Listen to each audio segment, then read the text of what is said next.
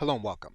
You are now looking at meetup.com, and if you're looking to build an online community with individuals in your local area, you can build that community on meetup.com. Prior to the pandemic, Meetup discouraged online meetings on their platform. However, during the pandemic, they relaxed their standards and they not only allowed online discussion, but encouraged it in order for individuals to build community. Meetup is free for individuals to join in order to find a group to fit their parameters to meet new people. Once a person becomes part of Meetup, the algorithm works to try to match that person with interest groups in their chosen interest. And so, in some cases, if you want to build an online community, you can build outside of your local area. Now, as of the recording of this video, there is a cost to starting a group with Meetup. There is an upgraded version where the cost is going to be higher.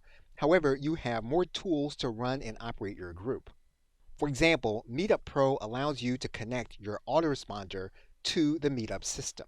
It also allows for more marketing and branding tools for your individual group. Now, the emphasis for Meetup Pro and Meetup in general is still going to be local. And so if you don't have a local interest and you still want to build a group, you may not want to use the Meetup platform and to pay for that platform for your online community. Regardless, Meetup allows you two ways to generate some form of monetary compensation. There is a fundraising tab as well as an event fee tab that you can activate. And the system does have within each group the ability for you to start a discussion with the individuals inside of your group.